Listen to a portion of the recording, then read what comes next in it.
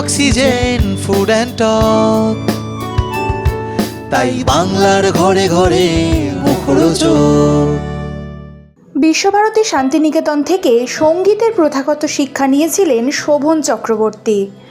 একসময় তার কাছে গান শিখতেন বহু ছাত্রছাত্রী, কিন্তু কোভিড বদলে দিল তার জীবনের গতিপথ। ছাত্রছাত্রী কমে যাওয়ায় জীবিকার তাগিদে তাকে নিতে হয় নিরাপত্তারক্ষীর কাজ। সম্প্রতি নিরাপত্তারক্ষীর পোশাকে তার গাওয়া রবীন্দ্রসঙ্গীতের একটি ভিডিও সোশ্যাল মিডিয়ায় ভাইরাল হয়।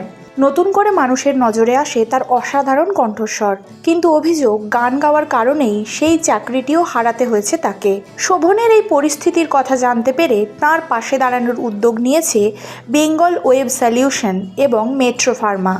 এই উদ্যোগের সঙ্গে যুক্ত হয়েছেন গায়ক রূপঙ্কর বাগচি। আগামী 19শে সেপ্টেম্বর জিডি বিড়লায় আয়োজিত হবে একটি বিশেষ সঙ্গীত সন্ধ্যা। সেখানে রূপঙ্কর বাগচির সঙ্গে একই মঞ্চে গান গাইবেন শোভন চক্রবর্তী।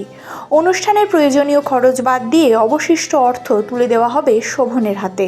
কিন্তু কিভাবে শুরু হলো এই উদ্যোগ, কোন ভাবনা থেকে শোভনের পাশে দাঁড়ানোর সিদ্ধান্ত, কিভাবেই বা তার সঙ্গে যোগাযোগ করা হলো এবং কিভাবে ধাপে ধাপে সম্পূর্ণ হলো এই উদ্যোগ, সেই পুরো গল্পটাই এবার শুনে নেব যিনি এই উদ্যোগের নেপথ্যে রয়েছেন তার মুখেই।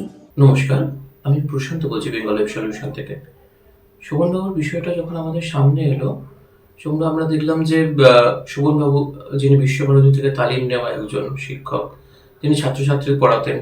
কোভিডের সময় আমাদের পেটের দায়ে ওনাকে নিরাপত্তা রক্ষীর চাকরি করতে হলো, এবং তারপর যে বিষয়টা আমাদের গভীরভাবে নাড়া দিল, গান গাওয়ার অপরাধে ওনাকে দেখলাম যে আমরা যেটা সোশ্যাল মিডিয়া থেকে জানতে পারলাম, ওনার চাকরিটা চলে গেছে। এই বিষয়টা আমাদের গভীরভাবে নাড়া দিল। তখন আমরা ভাবলাম যে শুধুমাত্র সোশ্যাল মিডিয়াতে শেয়ার করেই আমাদের দায়টা শেষ হয়ে যায় না। আমরা ভাবলাম যে আমরা যে কাজকর্মগুলো করি, যে ইভেন্টগুলো করি, তার মাধ্যমে যদি ওনার পাশে কোনোভাবে আমরা দাঁড়াতে পারি। রূপঙ্কর দাকে ফোন করি, এবং রূপঙ্কর দা তৎক্ষণাৎ, রূপঙ্কর দা তখন অস্ট্রেলিয়ায়, মানে এখনো অস্ট্রেলিয়ায় ইনফ্যাক্ট। তো রূপঙ্কর দা শুনেই বলে দেয় যে আমি আছি, আমি রাজি আছি প্রশান্ত, আমরা করব। তো সেই হিসাবে আমাদের ঠিক হয় 19শে সেপ্টেম্বর জিডি বিল্লে আমরা একটা অনুষ্ঠান করছি। অনুষ্ঠানে রূপঙ্কর দা থাকছে, রূপঙ্কর দা স্পেশাল পারফরমেন্স গিটারের সঙ্গে, এবং সঙ্গে শোভনবাবু থাকছেন। তবে এই ইভেন্টটাকে আমরা ফান্ডরেজার একটা ইভেন্ট বলবো না, কারণ আমরা শোভনবাবুকে বলেছি আপনি কখনোই ভাববেন না আপনাকে আমরা অনুদান দিচ্ছি। আমরা একটা শিল্পীকে একটা মঞ্চ দিতে চাইছি, যে মঞ্চতে উনি গান গাইবেন। একজন শিল্পী গান গাইলে যেমন সাম্মানিক পান, এটাকে ওনাকে বলেছি যে এটাকে ভাববেন আপনার সাম্মানিক।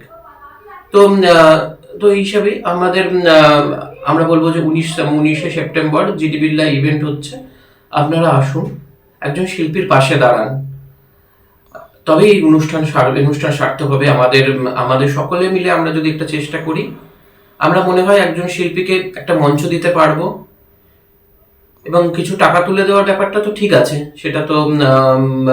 সেটাতে আমাদের অবশ্যই সবাই মিলে একটা প্রচেষ্টা। এবং সেখানে আরেকটাও আমাদের, কারণ উনি শোভনবাবু যখন বারবার বলেছেন উনি স্টুডেন্ট চাইছেন, তো ওখানে আমাদের একটা স্টুডেন্ট ডেস্কও হবে, যেখানে যারা ওনার কাছে শিখতে আগ্রহী থাকবেন সেই সব স্টুডেন্টরা তাদের নাম লেখাতে পারেন। তো এগুলোই ভাবনা। আপনারা সকলে মিলে পাশে থাকলে আমরা আশা করছি আমাদের পরিকল্পনা সবকিছু সার্থক হবে। ধন্যবাদ।